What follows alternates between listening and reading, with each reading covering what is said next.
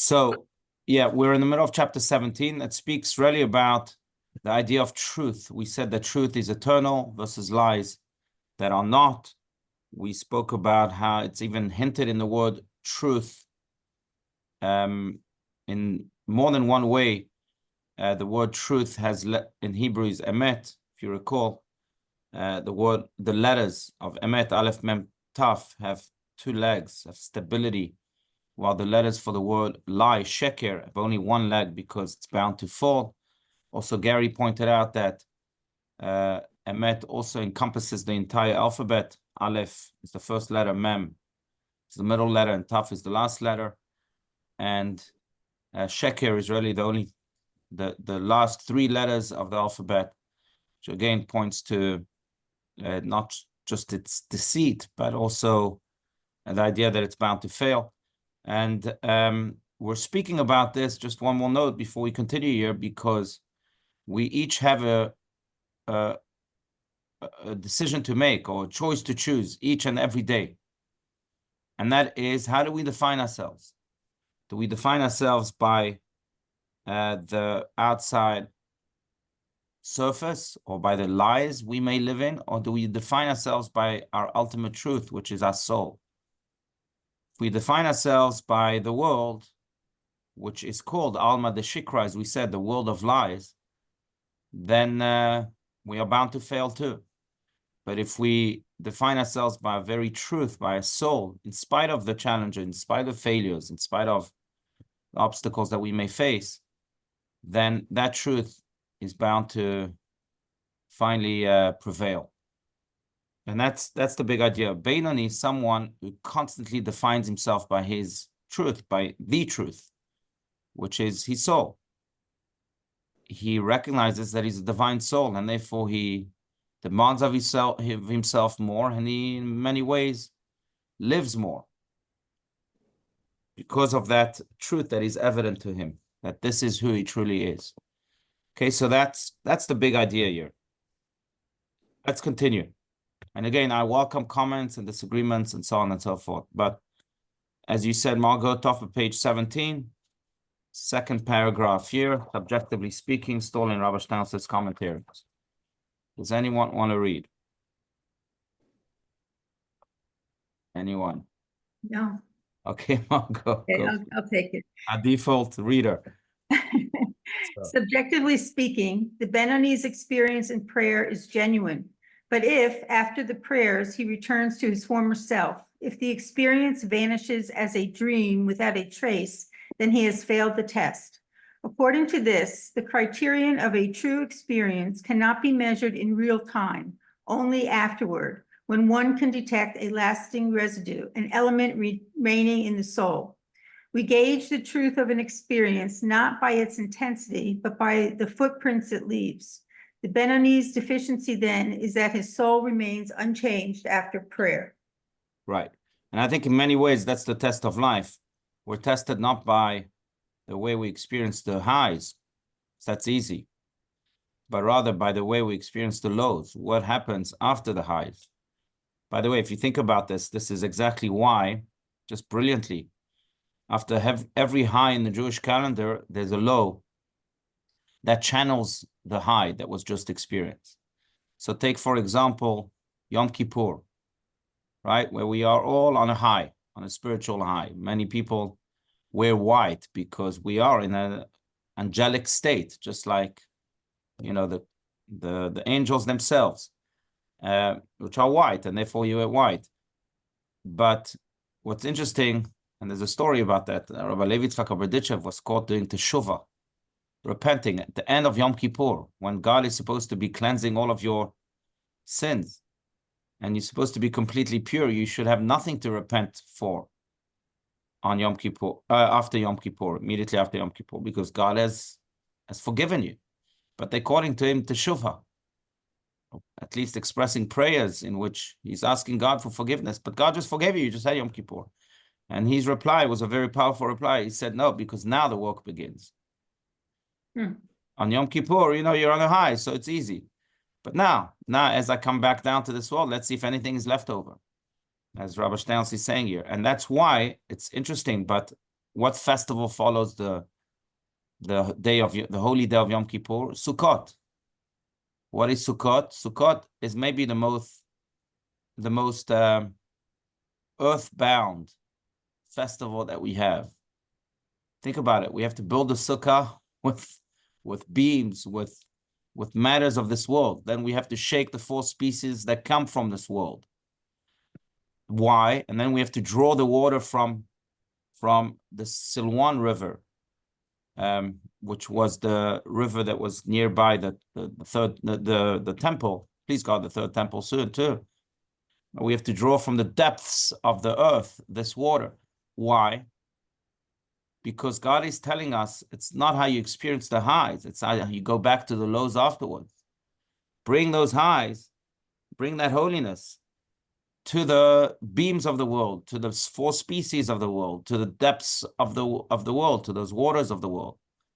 That's how, life is truly tested and measured. And I think in a very personal or maybe to individualize this concept, I think that's really the tragedy of many people who have industries in which they experience highs. I would say that's the tragedy of many, many rock band leaders. And you can apply that to so many other jobs, but I don't know why this is what's coming to mind. But they experience highs. They have 50,000 fans in stadiums rooting for them, and then they have to go backstage and take a taxi home in the most lonely way, and it's hard for them. I understand that. After you've experienced such a rush, such a high, it's hard to go back to your low. So what do? They try to maintain that high with drugs, with all sorts of other things. But if they knew the secret of having a Sukkot after Yom Kippur, or the secret of what Rav Shnaz is speaking about here, then maybe drugs wouldn't be needed, because the whole purpose is really not to fly to the heavens, but to bring the heaven down on earth. And so I think this applies to life. The Beinoni experiences a high like this each and every day, especially during the Shema prayer, as we've said, during the Amidah prayer. What happens afterwards? The Beinoni needs to understand that in order to really be a Beinoni, he needs to be able to go back to the lows of the world and bring that holiness down with him. So this is what this is saying. And it's true, by the way, not just for the big highs, for the stadiums that are filled with 50,000 people, for the Yom Kippurs. I think it's true also for the small highs of life. Rabbi? Yes. You remind me of another Levi Yitzchak story. Please, yeah. And it goes something like this. After Yom Kippur, he asked the tailor, what did he pray for during Yom Kippur? And the tailor said, well, I said to God, I may have taken some extra cloth during my work for people. I may have not washed my hands and say a prayer when I ate at a non-Jewish home. But you, God, you've separated mothers from children, and you've separated children from mothers. So let's make a deal. You forgive me, and I'll forgive you. Right. So Levi Yitzchak said, you let God off the hook. You should have asked for redemption of the whole of Israel. Oh, very good. Very good. Very good. But that was Levi Yitzchak of Berditchev, who was coined as the advocate of the people of Israel. Always found the good in everyone and brought that up to God himself, saying, hey, focus on this.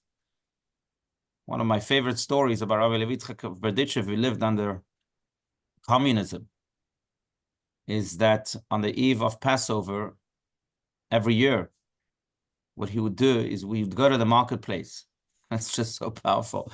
He would go to the marketplace and he would ask people for cigarettes. Where can I buy cigarettes in the black market?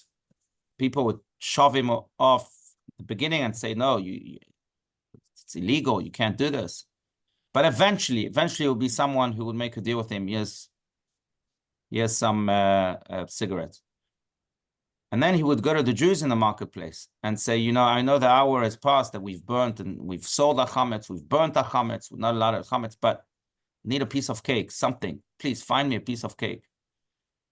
And they would tell him, Rabbi, it's impossible. But if you're the rabbi, we're really going to look for it. And they look for it, and no piece of cake could be found, not in the legal way, not in the black market, nothing. Jews had gotten rid of the entire chametz. And then he would turn his eyes to the heavens and he would say, look, God, people are giving me in the black market, are giving me cigarettes, even though they know that they are risking their lives and my life by doing so. But eventually, they know how to break the law of the land. But to break the law of God himself, they can't even do that. They can't do that.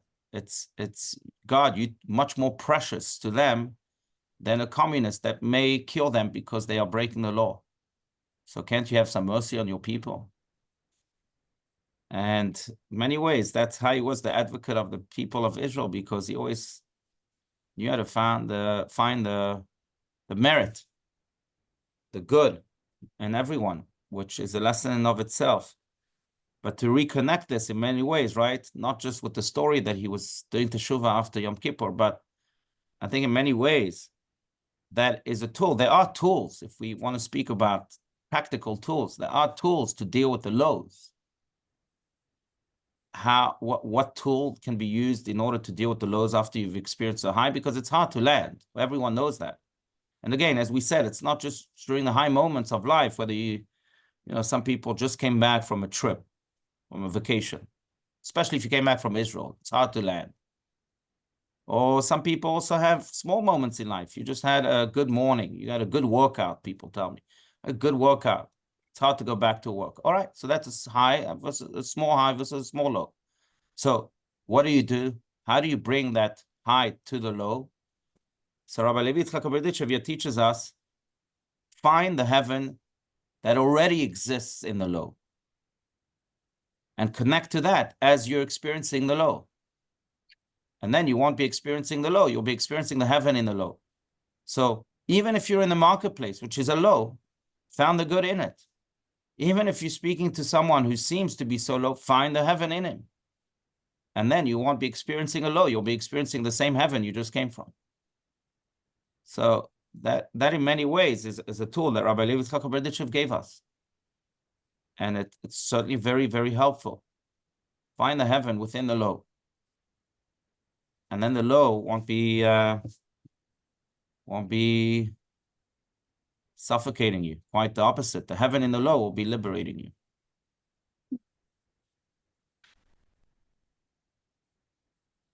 That's one tool. Another tool to bring to bring heaven down on earth, I would say, is a tool that the Alter Rebbe, Rabbi Shneur Zalman of Liari, the author of the Tanya, also gave us. And that is that he speaks about it at the very beginning of the Tanya, I think, what was it, in chapter 7, and also a little bit later on in the 30s. But, and that is that we are allowed to take 5-minute breaks from the lows to almost recalibrate ourselves before we continue on. So within the lows, we have breaks of heavens, breaks of highs. And the way Rabbi Shneur Zalman of Liadi speaks about it is that if someone, for example, is very hungry and you want to attack the plate of food that you were just served or that you made for yourself, what will happen then is that the low will take over you, right? Food, the temptation of maybe gluttony even will take over you. So what do? You take a little break. You say, no, let me connect first to my heaven. And let me then address this plate of food in a heavenly way so that it doesn't take over me, I take over it. Or you're about to enter into a contentious business meeting. And you know you're going to get all upset and angry and your emotions might get the better of you. So before you enter the room, so you'll be late, 5 minutes, you take a little break and you say, let me connect to my heaven. Let me remember who I truly am, my truth. the real truth, the soul that I am. And then it's a whole different story when you go into that meeting. So that's another tool, not only to find within the lows the good, but sometimes just to say, you know what, let me separate myself for a few minutes and then come back with a mindset of heaven to the lows. Anyway, so those maybe are two tools to practice that which Rabbi Stein speaks about here.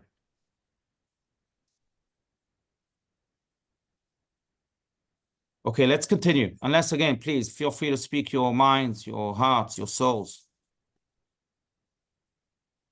All right, let's continue. Middle of page 17. Nevertheless, in relation to the rank of the intermediate people, it is regarded as a truly perfect service in terms of their level of truth, in each man relative to his standing in the ranks of the intermediate. We must not belittle the Benoni's experience. Though the author's expression, a truly perfect service in terms of their level of truth, seems paradoxical, it bears great significance. Truth in the exact sense defined here is not given to change, whatever the situation. It stands up under the objective scrutiny of eternity and allows no substitutes. The phrase, their level of truth, implies relative partial truth, the subjective outlook of a particular individual. Tomorrow, it may not be true, though today it is absolute. Just as there is one truth, universal, constant, and unvarying in every situation, so, too, there is a truth that is valid in the present state of affairs, a situational truth that can and perhaps must change tomorrow. Right. So what Rabbi Shtans is saying here in his commentary of the Tanya, of these words, the holy words of the Tanya, is that in many ways, you know, I would use the EKG type of graph. And that is that really what makes us alive is the ups and downs of life. If you have a straight line, then you're dead, then you're not alive. Many ways, the experience of the highs and the lows is what gives us life. But what's most important, again, for the Benoni is that although he's experiencing those highs and the lows, he has to remember that he's defined by the highs because he himself is a piece of the highest of highs, of God himself.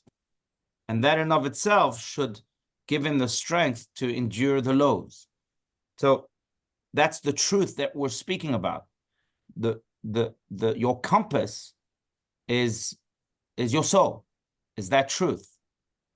Even when you're experiencing the lows, remember, you're not defined by those lows. You're much more than that. So that will give you the strength to also then take that low and bring it back up high, or take the high, as we said, bring the heaven and bring it to the low. Because if we are not anchored in that truth, then we get lost. In many ways, also, we also become overcome. We are overcome by the highs and the lows. But if there's an anchor of truth that keeps us going, or keeps us, I would say, focused, then no matter the lows that we experience, or even the highs that we experience, we're always defined by the truth. And the truth eventually is what overcomes even the lies that we may be experiencing. So that's really what this is saying. And by the way, I want to apply that, since we are now, what is it? 2 days, tomorrow night already. It's Tisha B'Av. It's the 9th of Av. Maybe the saddest day in the Jewish calendar. I want to apply it to this day, this big idea to that day, because, and please God, by the way, we won't have to experience Tisha B'Av because Mashiach will be here. And as the prophets promised, this day will be a day of great joy and celebration. It will be transformed into such a day.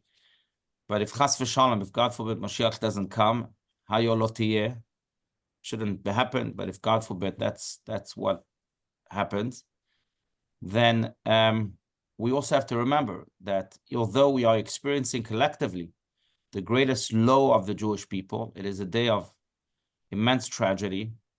Many, many tragedies happen on this day. From the destruction of the temples, actually it starts way before. It starts with the sin of the spies. When they came back and they infused fear, and the entire nation cried and said, God, we don't want to go to the land of Israel because look, there's giants who live there who will conquer us. That was the day of Tisha B'Av. So it starts way before. But the other historical tragedies were the destruction of the temples, both temples. First temple, 586 BC, is 170 CE.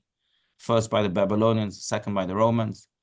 The Spanish Inquisition began on Tisha B'Av. The First World War began on Tisha B'Av, which eventually led to the Second World War. The disengagement plan, where Jews were kicked out of their homes from Gaza, was on Tisha B'Av, the end of Tisha B'Av. I remember that in 2005.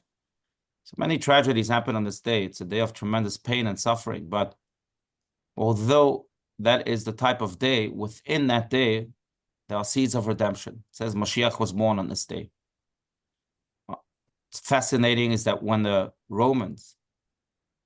Babylonians came into the first temple to destroy it, they found that the cherubim, which were those two baby faces, or angelic faces, some say, that were covering the ark in the Holy of Holies, were facing one another. Now, why is it fascinating? Because Talmud states clearly, and it was one of the jobs of the high priest during Yom Kippur to go and see whether those faces were facing another or not. Because the Talmud states that when they were facing each other, it means that God was happy with the Jewish people. When they were not facing, miraculously, obviously, because they were made of gold, but they were not facing each other, and it had happened a few times, it meant that God was not happy with the state of the Jewish people. But during the height of the destruction of the first temple, they were facing each other. How do you explain that?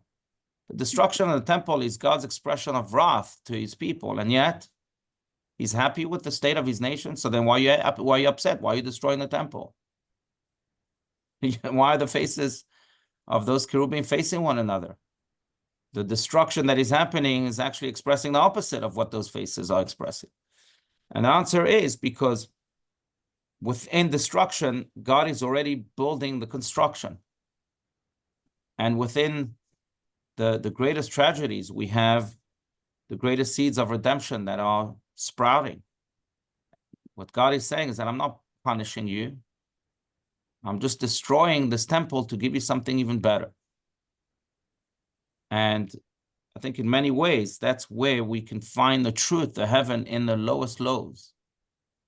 That we have to know that even when we experience the greatest challenges, which as a nation we are experiencing one of the greatest, certainly in recent history, then we have to believe, and it takes tremendous faith, but we have to believe that there is a heaven even in this hell, and that we may experience a Tisha B'Av of our own, but Mashiach is being born, and it's coming, because God will not give us a low without planting first a heaven in it.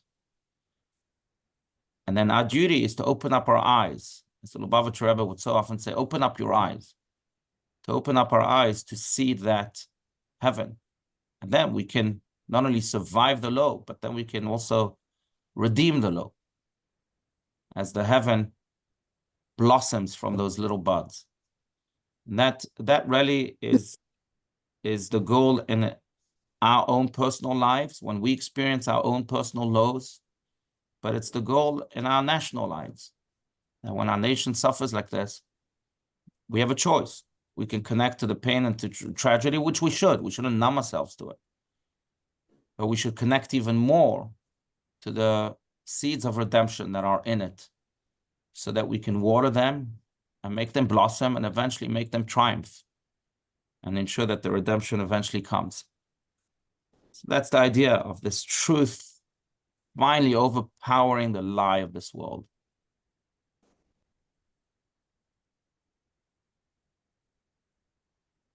All right, friends, I have to move on, but really, please God, we won't have to experience any low, because the heaven will finally triumph this low and bring us to Jerusalem, and we'll have a great day of celebration tomorrow night and the day after with Mashiach, and all of our suffering and sorrow will end.